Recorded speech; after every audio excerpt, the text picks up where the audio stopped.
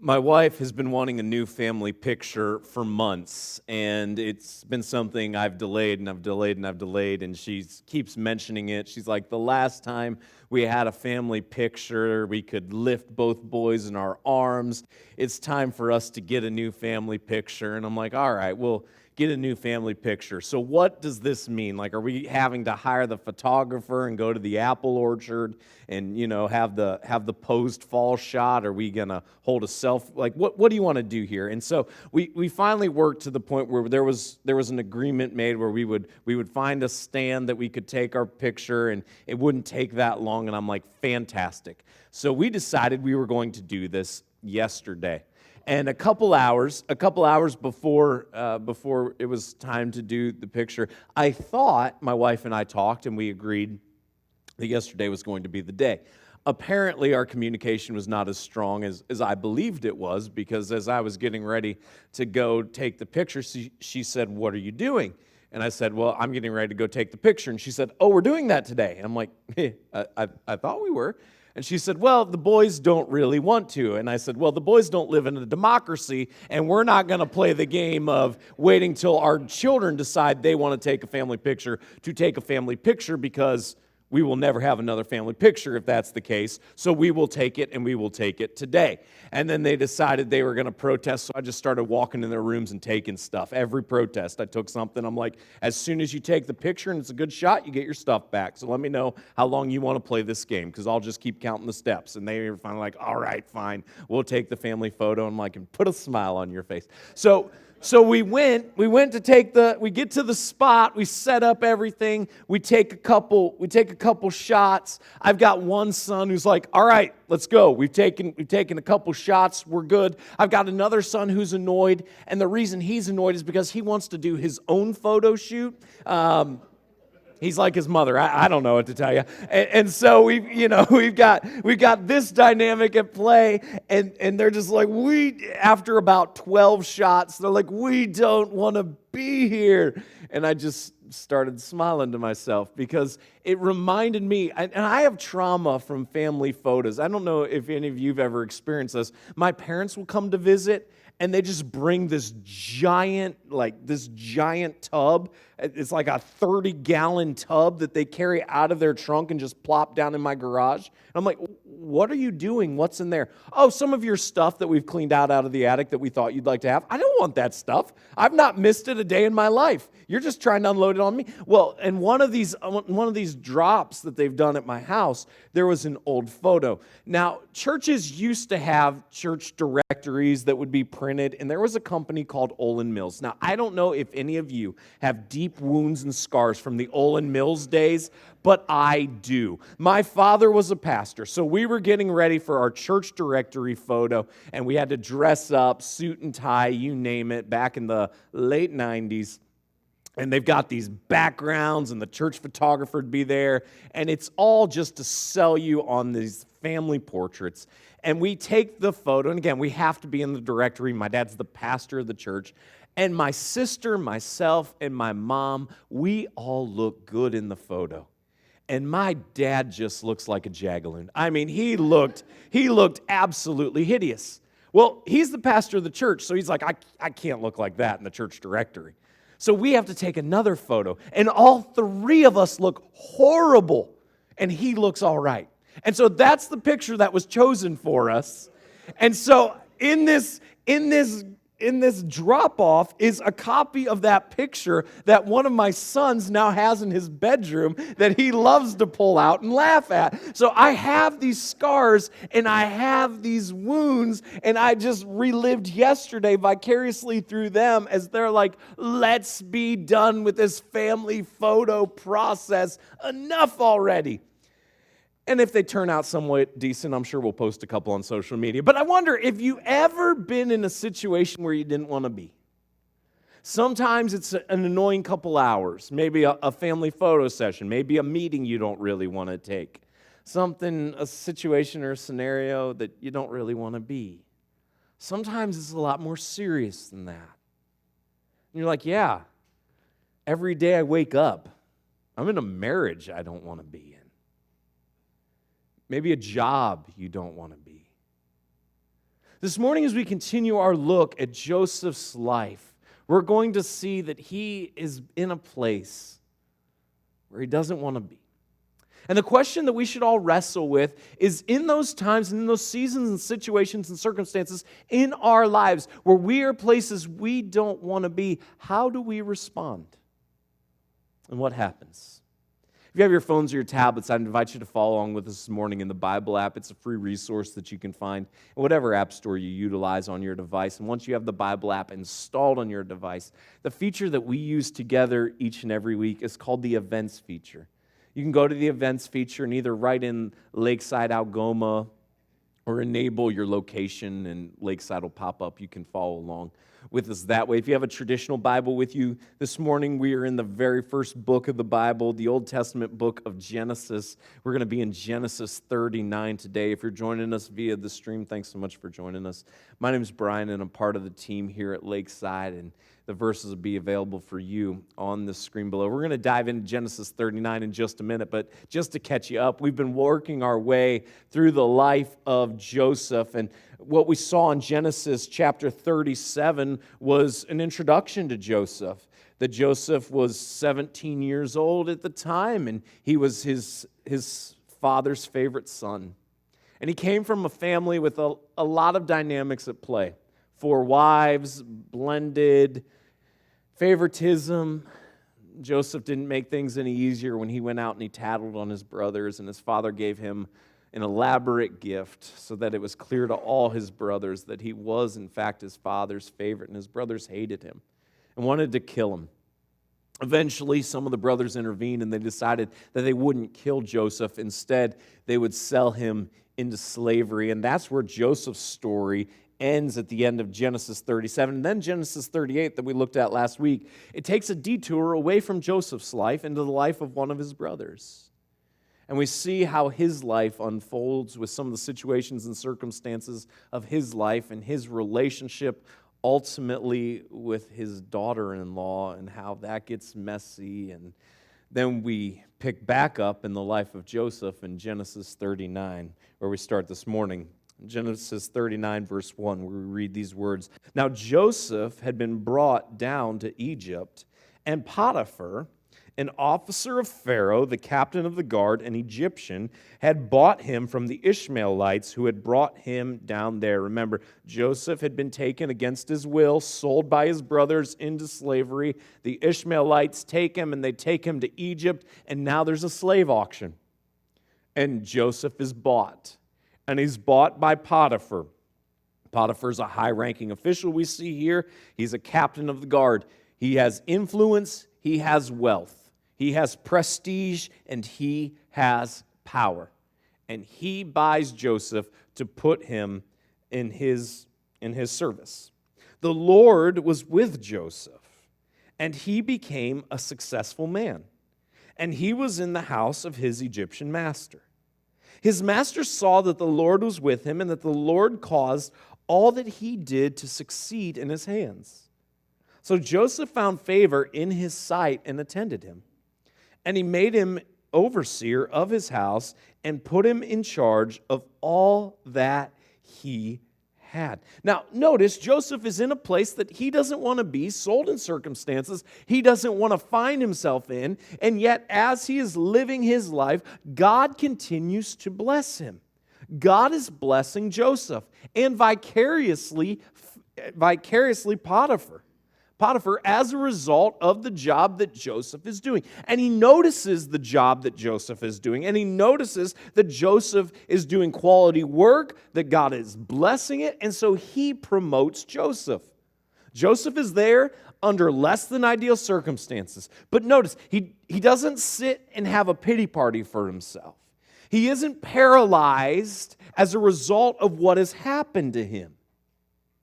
He continues to put forth effort. He continues to be a hard worker. God blesses him. God blesses Potiphar. Potiphar then blesses him and gives him a promotion, more responsibility. From the time that he made him overseer in his house and over all that he had, the Lord blessed the Egyptian's house for Joseph's sake. the blessing of the Lord was on all that he had in house and field. So he left all that he had in Joseph's charge, and because of him, he had no concern about anything but the food he ate. God, again, we see it again. God is blessing Joseph. He's blessing Potiphar vicariously as a result of Joseph being in his home, to the point that Potiphar is hands off. He is hands off. And he says, Joseph, manage my household. Manage my money, manage the responsibilities. So much so that we're told that the biggest decision in Potiphar's day was what he would eat. That's the trust level that's been established between Joseph and Potiphar. That Potiphar is completely hands off, and the biggest choice and the biggest decision of Potiphar's day is what he will choose to eat. The rest is under Joseph's care. Now, Joseph was handsome in form and appearance. And after a time, his master's wife cast her eyes on Joseph and said, "Lie with me." Now, "lie with me" is sanitized. This is not the world's worst pickup line that has ever been spoken into existence. It was much more descriptive, much more sexual. It was clear to Joseph what Potiphar's wife was desiring.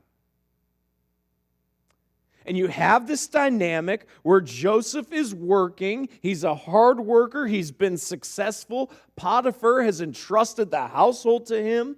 He's entrusted all of his affairs to him.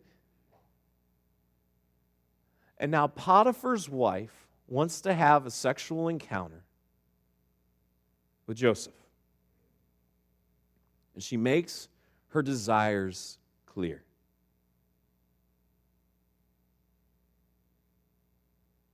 Question: how do you respond? How do you respond when you don't have to work for it? When it's presented to you? What do you do in this moment, in this instant, where desire is clear and opportunity is prevalent?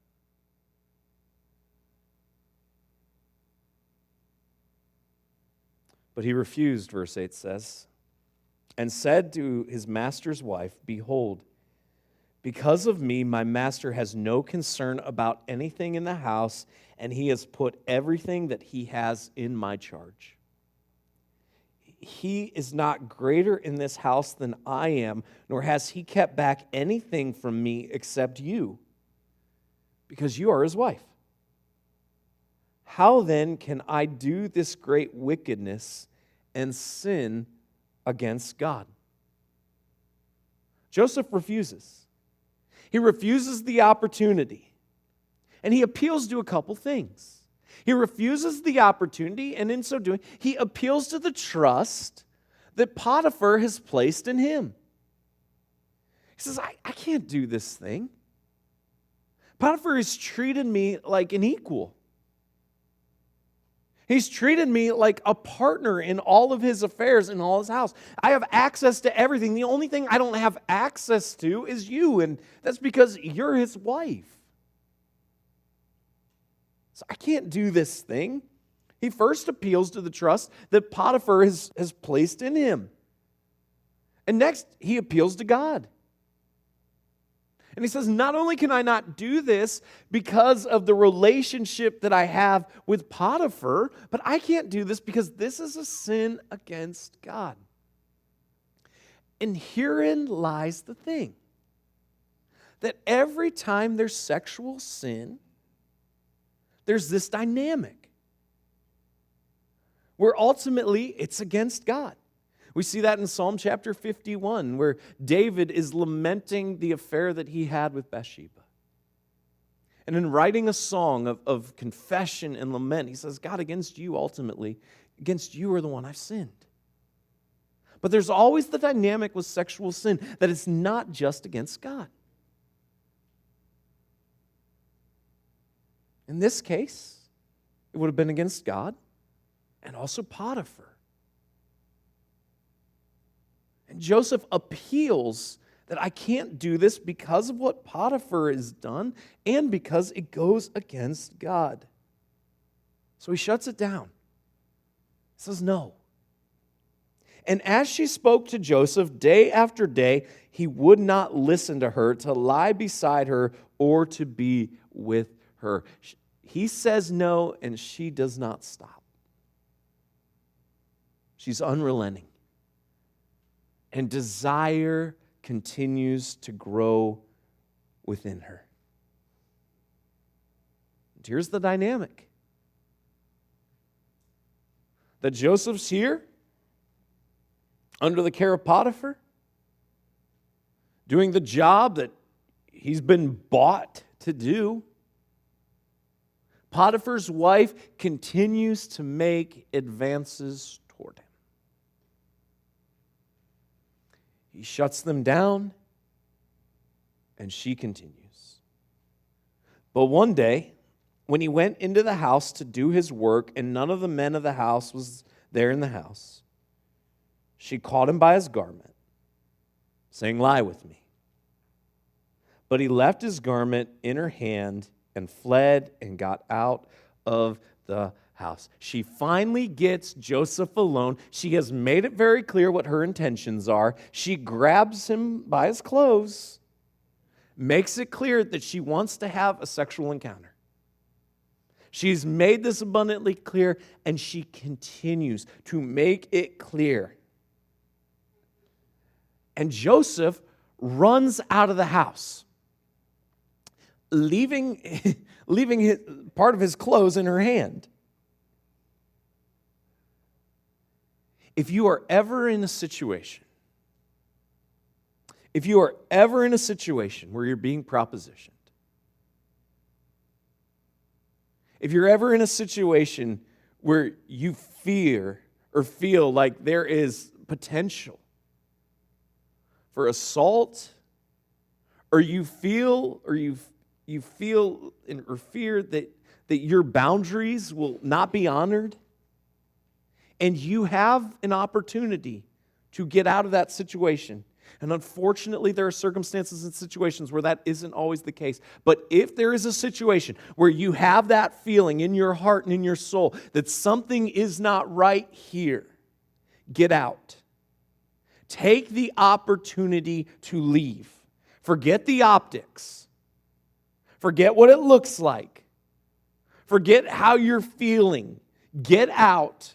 Get free. Worry about it after that. But if you have that opportunity and you have that voice, whether it's the Spirit of God, whether it's gut intuition, whatever it might be, and you feel like somebody is propositioning you or somebody is flirting with you and it's unwelcome, or somebody is trying to force you into something, into going further than what you want to, whatever the case may be, get out.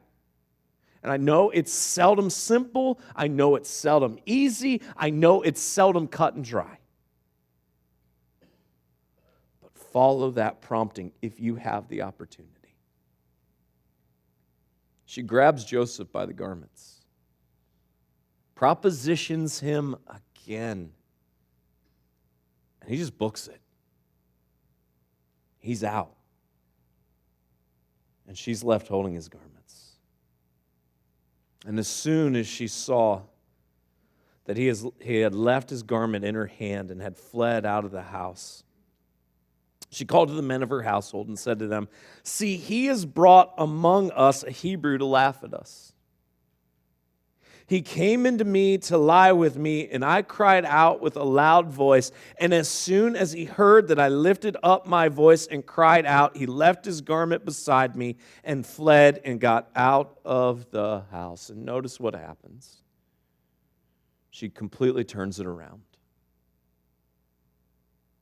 She lies. She, who has been the aggressor, now plays the victim card and says that she is the one who is the victim. Now, what do we take from this? Well, there are a couple things. The first is that there is evil in this world. There always has been evil in this world. That there is desire that burns that is inappropriate. There has always been desire that burns that is inappropriate. Something that isn't talked about much in our society is this reality that sexual assault can happen to men as well. And if you are a victim, whether a man or a woman, whatever the case, if you are the victim or have been the victim of sexual assault, it can be very uncomfortable to talk about. It can be very difficult to process. Sometimes your body will have a physical response and a physical reaction, and you wrestle and you struggle through the implications of that, and you think that you start to war with your mind. Was it maybe consensual? Was it something that I ultimately, as a result of that? And remember, God has designed us with a material aspect of us, that's our bodies, and an immaterial aspect of us, our souls and our spirits, our feelings and our emotions. And all sin impacts every part of that. But sexual sin, we're told in the New Testament, is a special category. And if you've been the victim, or if you're currently being victimized, I know it's not easy to talk about. I know it's not fun to think through and to process through. But my promise to you is this: if you will talk to us, we will treat that in the strictest of confidences. And we will help you on a healing journey. Through counseling, it might be having to get you out of a situation or out of circumstances, and that can get messy, and we will put ourselves on the front lines for you.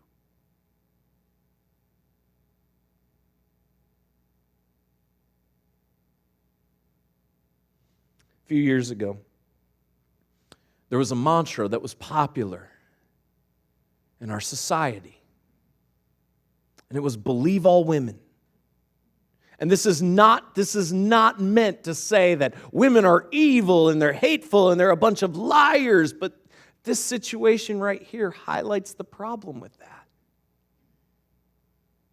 And this warfare between genders that is happening in our culture and in our society as the antithesis of what God designed. And it's so clearly a tool of the enemy and the evil one to try to divide and to build dissension between men and women. The reality that we see here, the reality that we see unfortunately in our culture unfold, is that women are victims of sexual assault, and men are victims of sexual assault. And it's always messy. And it's always hard. And Joseph, who did the right thing, has now been accused of attempted rape. Then she laid up his garment by her until his master came home. And she told him the same story, saying, "The Hebrew servant whom you have brought among us came into me to laugh at me, but as soon as I lifted up my voice and cried, he left his garment beside me and fled out of the house." She continues her lie, now telling it to Potiphar, her husband, and the lie continues to spread. First, she told it to the other workers of the house. Now she holds on to his garment because she's creating the narrative. She's concocting the scene. And now she tells her husband. And as soon as his master heard the words that his wife spoke to him, "This is the way your servant treated me," his anger was kindled, and Joseph's master took him and put him into the prison, the place where the king's prisoners were confined, and he was there in prison. Potiphar is irate, and rightfully so. If you are told that somebody has come and tried to victimize and sexually assault your spouse,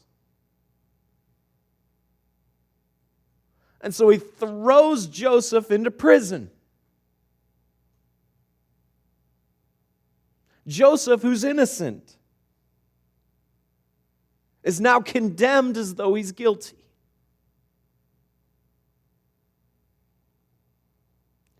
But the Lord was with Joseph and showed him steadfast love and gave him favor in the sight of the keeper of the prison. Notice this dynamic. But the Lord was with Joseph, even when everyone else is against him, even when everybody else believes the lie, even when everybody else thinks the worst of the worst about him, because they think here's somebody who attempted to rape somebody, and that is the picture that they have in their minds of this man.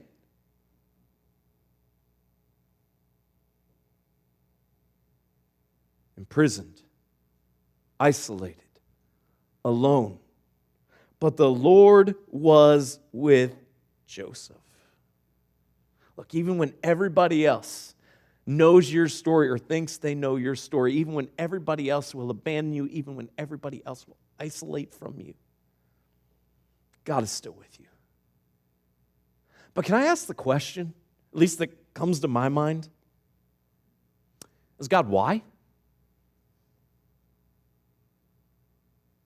Why do you allow this? Because if I'm God, here's what I want to do. Oh, I hear what Potiphar's wife has said. But I'm God, so I already know what she's going to say before she even says it. I know what she's going to say before I created the world. I know everything. So I also supernaturally know about cameras. And I'm going to introduce the technology right there miraculously that everybody's going to see what really that's what I want to do as God. I'd be like, no! We're not going to put an innocent man in jail.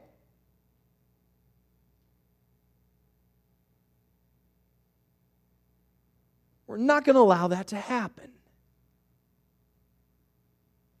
And yet what we see here is God is with Joseph. I don't know why God always allows us to go through situations and circumstances that He allows us to go through. I wish I had a succinct statement that I could give you that would just make it make sense. And I can explain it theologically, don't get me wrong. I can sit here and explain it to you theologically, but when you find yourself in prison for something that you didn't do, when you find yourself accused of raping somebody, when you were ultimately the victim, that theological explanation, it might comfort you ultimately, but in the moment, emotionally, it means very little.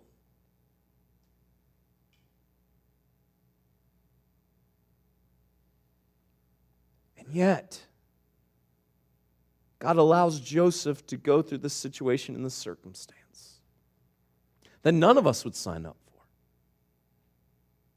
and none of us would desire. And He is with him. I don't know what you're facing. I don't know the details of what you're experiencing. But I do know this, that even though it may make no sense to you at all, God does have a plan and He does have a purpose. And we will see that unfold in Joseph's life. And we don't always have the benefit of hindsight that we do in Joseph's life in our own. I can't promise you that everything's going to turn out the exact way you want it to. But I can promise you that God's never going to leave you. and He's never going to forsake you. And the keeper of the prison put Joseph in charge of all the prisoners who were in the prison. Whatever was done there, he was the one who did it. The keeper of the prison paid no attention to anything that was in Joseph's charge because the Lord was with him, and whatever he did, the Lord made it succeed. So now Joseph is in prison. It's a new environment, and God continues to work through him. God continues to bless him. Sometimes God uses us in circumstances and situations that we would never desire. But He puts us there to ultimately accomplish His means.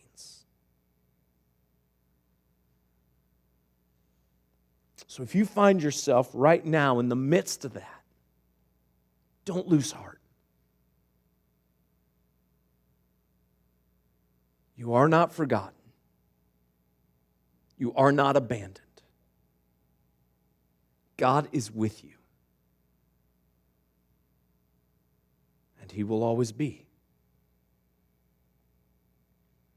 If you've been the victim of an assault, if you haven't been able to process the horrific things that were done and what you had to endure, I am begging you, let us walk that journey beside you. It will be in the strictest of confidences. But this is something that you need to heal from. And we recognize that there will always be scars as a result.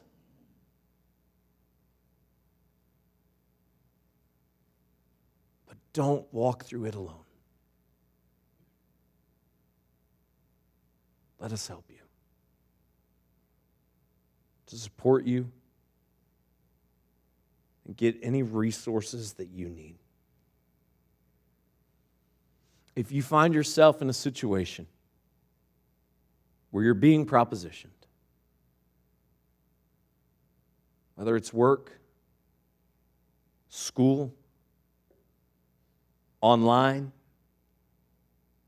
friend, neighbor, whatever the situation is, and you have the opportunity to get out, get out. Don't worry about the optics. Get out.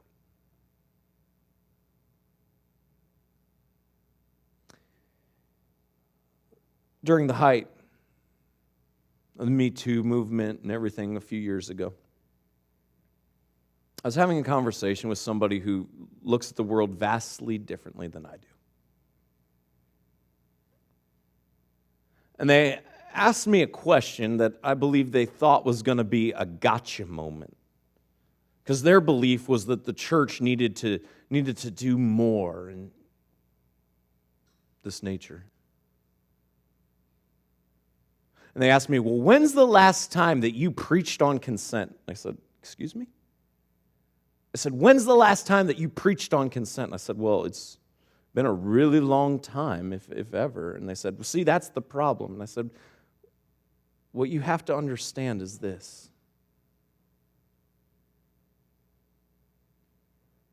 That a biblical sexual ethic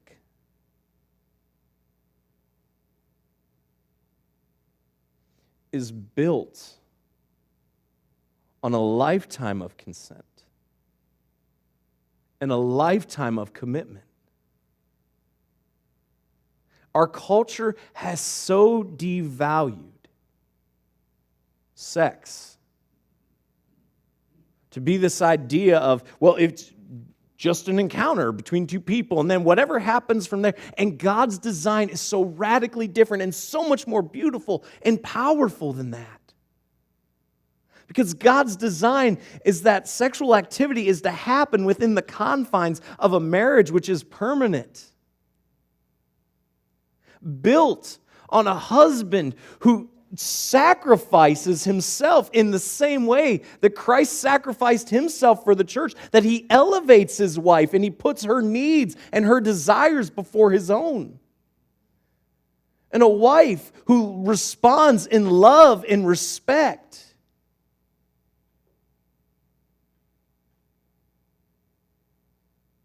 That we hold one another up and we complete one another. And in a world that's going to sell you that sex is just an encounter, I'm begging you, choose God's way instead. I promise you, it will be more fulfilling. I know this subject can't always be easy to talk about or always fun. And as we talked about last week, if you've messed up in this area, there is grace, and God is bigger than our mistakes. And if this is something that you need to talk through with someone, please don't hesitate to reach out. God, I pray that you would help us honor you with our bodies.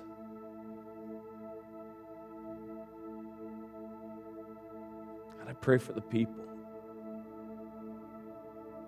who have been victims of an assault.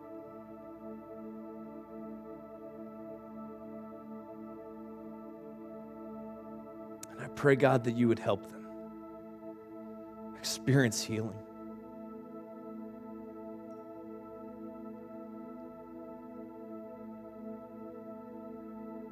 And I pray for people who feel like they've had to bury that down and not talk about it with anyone.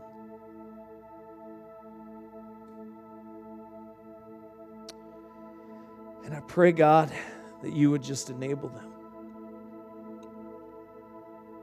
to no longer feel isolated and alone.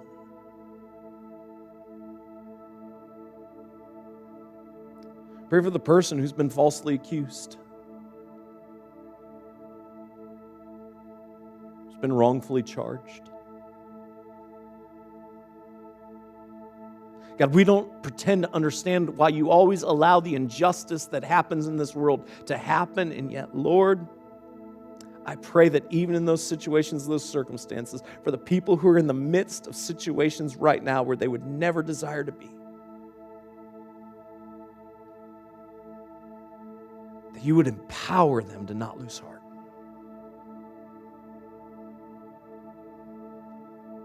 God, help us honor you with every aspect of ourselves.